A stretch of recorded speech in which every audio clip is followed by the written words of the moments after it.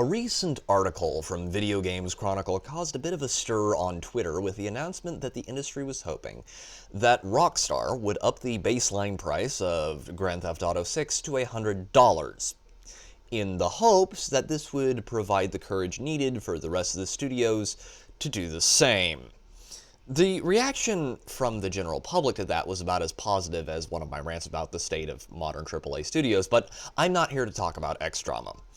I want to talk to you about a serious issue with the industry, and that is why AAA gaming studios and gaming studios in general want to see that price hike.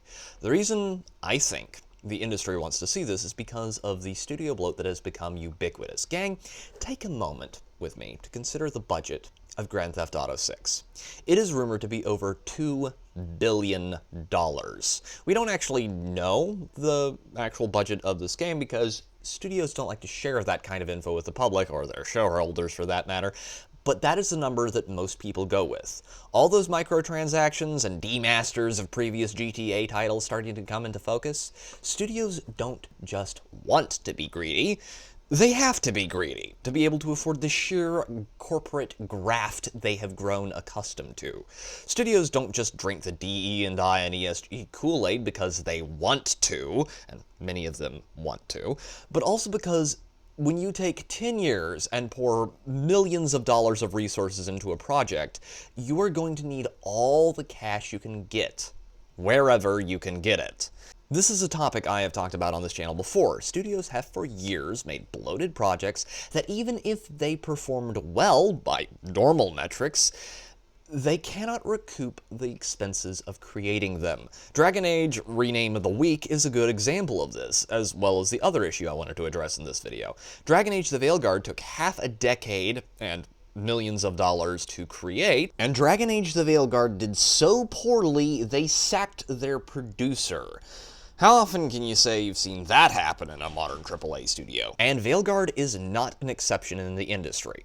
We are entering an era when a lot of the major studios are dealing with bloat and bad decisions. In other words, right now, the industry is suffering the mother of all post-Taco Bell depression sessions. 343 is going through its upteenth corporate shakeup because they cannot crack the code on the Master Chief Kills Aliens franchise. Alan Wake number 2 was just that, and the list of ailing studios whose outgo exceeded their income while their innovation departed decades ago could be listed ad astra. That is before we even get into the titles that released busted to the point of unplayability due to poor playtesting or complete lack thereof.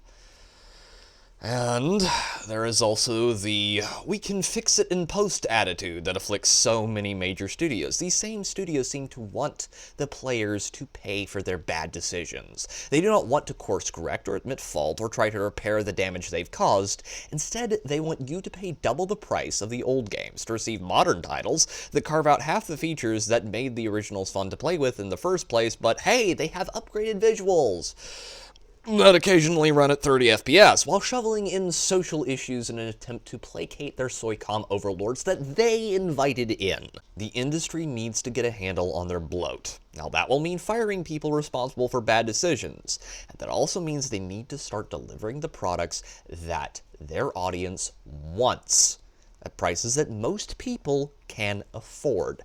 The industry needs to get back to making games for gamers. If the industry doesn't learn from the failures of the aforementioned studios, you are going to see a very different industry in a few decades than the one that currently exists.